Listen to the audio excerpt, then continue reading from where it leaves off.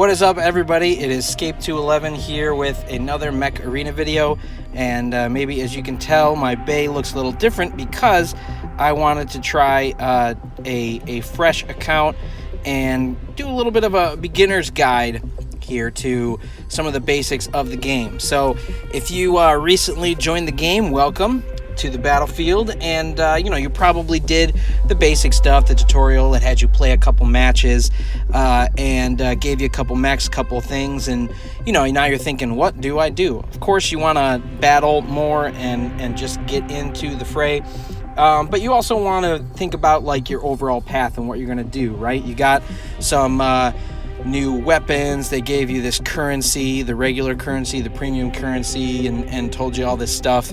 So what do you want to focus on, right? Well, I'm hoping this video can give you a little bit of insight to that, so you know what's going to be the best for the game. Overall, one of the most important things starting out, and probably for a long portion of the game when you're playing, is your prize path here.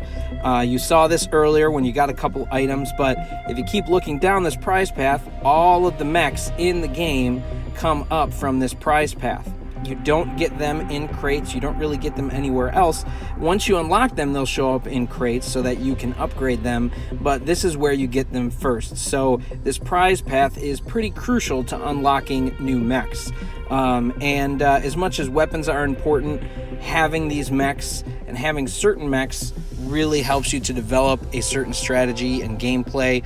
And I talk about certain mechs in other videos if you want to check those out, but it's pretty crucial to do that. So really your prize path is opened up or unlocked through experience points.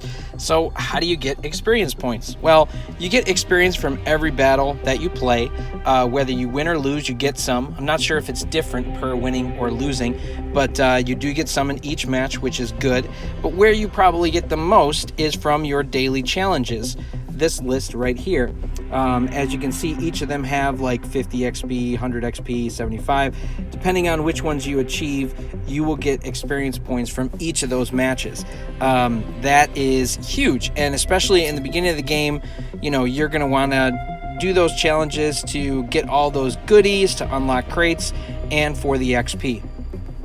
Because ultimately, one of your first, I would say, goals in the game is to have a full mech bay. You want to use all of these slots, and you have 3 that are open. Right now, I could add this one if I wanted to, but it doesn't really make sense to because I only have 2 mechs. But once I unlock the next one, which is Juggernaut, based on this prize path, I'm going to want to have a mech slot open for him so that we can add him into the battle. Because, you want to have as many mechs as you can to keep playing the game and just to stay in a match for as long as possible. So, that being said, that's where you want to put your focus. That's why the prize path is number 1. Aside from that, you want to start unlocking weapons, and you want to start being able to upgrade those weapons, right? So the next thing that you're going to want to do is unlock crates. And crates you will get from just playing the game, from winning it, from some of your different daily stuff. You can get crates, and you'll get crates from the challenge once you complete 5 of them in a day. Ultimately, you want to open as many crates as possible. Crates give you blueprints for upgrading all your stuff, and it gives you credits in the game. And it's really just, you keep playing. The more you play, the more you're going to get crates, the more you're going to unlock stuff, the more you're going to be able to upgrade stuff, all that. You get it.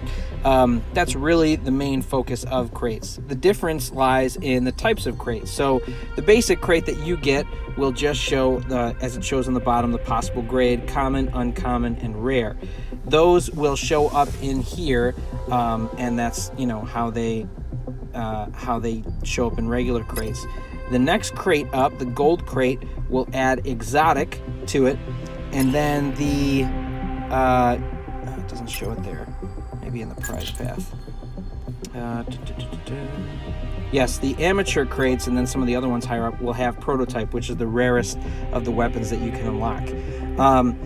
The point of the crates is not only to give you blueprints so that you can upgrade your weapon, but it's also to unlock new weapons.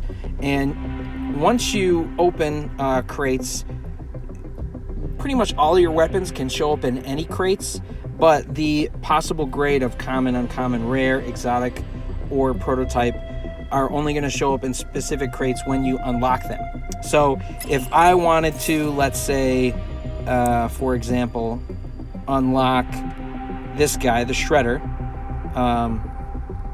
the 2 energy weapon, I could get it in this crate because it's uncommon. I could get it in the gold crate. I could get it in the amateur crate.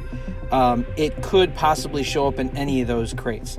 The possibility for showing up in crates with these kind of weapons can be a little low, but you know, that's kind of generally how it goes. But the crate system is really for unlocking weapons, getting you credits, and getting you blueprints so that you can upgrade the weapons you already have. You know, starting out, you'll probably be unlocking a good amount of uncommon weapons and some rares, and then later on, you're going to want to get those exotics through your gold crates and daily gold crates, and that kind of stuff. That's ultimately, you know, the goal there. But really, this game, after you kind of get the idea of focusing on the prize path and your daily challenge, it's just about playing the game as much as you can and just continuing to play. So that's, you know, what I would say for a beginner's guide, and that's really the main goal of the game as you play it. As far as how you spend your credits, because you're probably not going to know what to do with those, your basic every use credits, the regular credits, not the A coins, the blue ones, those are used for upgrading your mechs and upgrading your weapons and unlocking bays and that kind of stuff. And I think the last bay unlock will use your A coins. Ultimately, I would say your coins should first be used for unlocking those bays and even your A coins, because you need, you know, you want to have a full bay as soon as possible of mechs once you unlock a few from your prize path. Upgrading mechs and upgrading weapons is okay, but ultimately you're going to start to realize what weapons you know like and what ones work well for you, and then you know which ones you want to focus on upgrading. I will say there are absolutely some weapons that are better than others. Like in the case of these 2 mechs that I have right now, the weapons that are on my Paragon that it defaults you with, the Pulverizer, is okay. I wouldn't recommend upgrading it too much, just because you'll find out that it takes a little while to kill guys with it. But you know, it's not really the best weapon to have, but it's, you know, it's okay. The RPOs that you have on the Lancer when they first start you is a pretty good weapon. I think that one's worth upgrading, because you'll get some good use out of it as a base weapon regularly with guys. A lot of rocket-based weapons work well in this game. So I also would say you want to prioritize upgrading weapons over mechs, really, because you want to do as much damage as possible. Upgrading mechs will mostly, in most cases, just give you more health, which isn't bad, but as you start upgrading them, you'll see that the cost to upgrade things gets really expensive. It'll get up to like 60 or 100, you know, 1,000 coins or credits. So it can get really expensive. Early on, though, upgrading like maybe levels 1 through 5 isn't so bad on most of your mechs. I would recommend doing it to that, just because you'll probably use all your mechs. But after that, you're going to want to pick and choose which ones are the best ones for you. It's really beneficial to kind of pick the best weapons, or the weapons that you find the best, and focus on upgrading those, as well as some of the better mechs that you like, especially ones that have abilities attached to it, like Killshot. Killshot is one that when you unlock him, his ability upgrades along with him as you upgrade it, because it's a damage-based ability. So certain mechs you want to prioritize upgrading over others. But you know, that's really the basics. I'm going to upgrade this guy while we're talking about it, just so you can see it. But I mean, there's not really much to it. Upgrading mechs and other stuff is pretty basic. And as you can see, the cost went up a little bit on this. Still pretty low in cost, but it'll get higher as you go up pretty quick, pretty significantly. On my main account, my Paragon is not high. It's only level 7, which isn't super high. But even at 7, it's already like 20,000.